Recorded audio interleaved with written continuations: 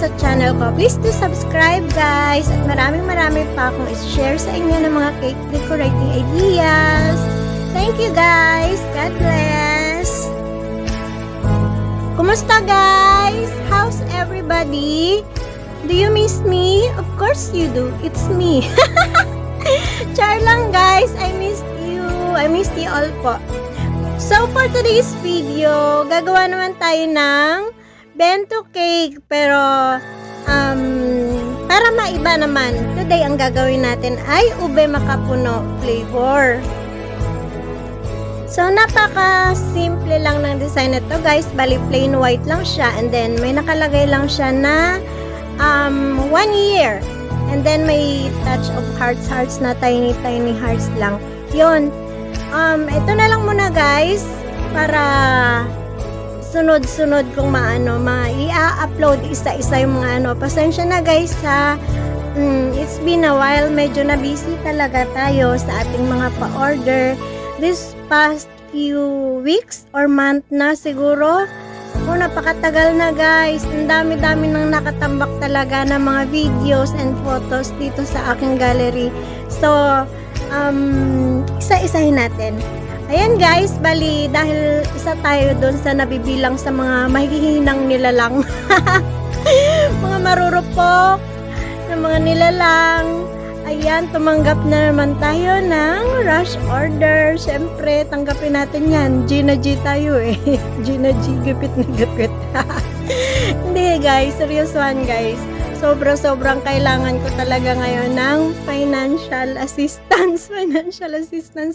Kasi napakarami kong gastusin ngayon kasi naghahabol ako doon sa pang tuition fee ng aking panganay. Hindi kasi siya mura. So, ang ginawa ko guys, installment plan na lang installment yung kanyang tuition fee. So, inuunti-untian ko talaga siya guys. So, kahit gaano kaliit yung order ninyo sa akin, talaga namang malaking tulong na yan talaga. Promise, malaking tulong na yan para sa pag-aaral ng aking mga anak, lalong-lalo na sa aking panganay kasi siya yung nagtutuition fee ngayon kasi yung bunso ko naman ay nasa public school lang. So, sobrang minimal lang ng kanyang gastusin. Yon. So, maraming salamat po sa inyo lahat. At kahit medyo nangingimay na yung aking mga kamay ngayon, na kasi ngayon ay October 19 yata. Hindi ko na alam kung anong date na.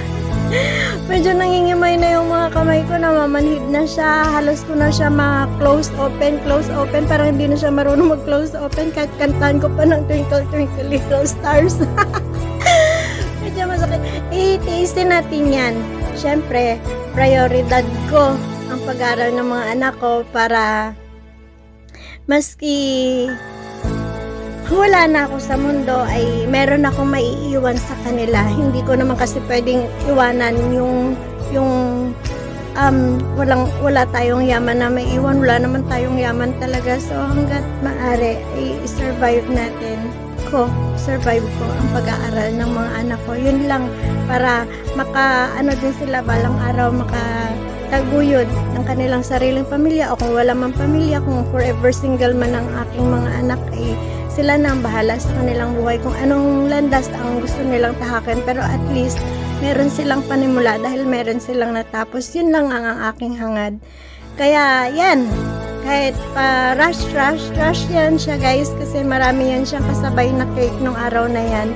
And then siguro si baby girl ay ngayon niya in order, tapos bukas na niya kailangan.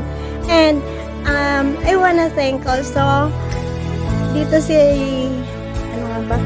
ang aking baby girl na ito na si May Calano. Thank you so much baby girl for ordering these cakes. Ayan, 1 year, ibig sabihin happy first anniversary, o lumalandi na siya.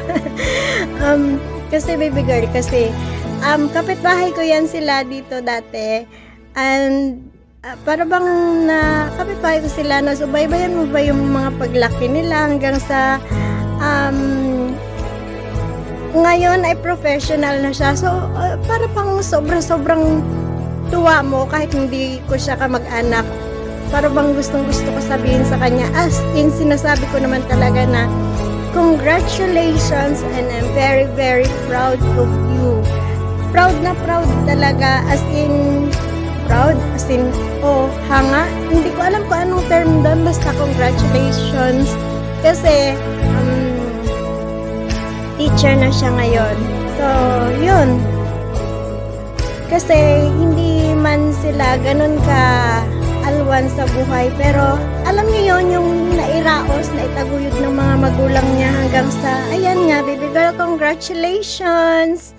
And happy first anniversary sa inyo ng jowa mo.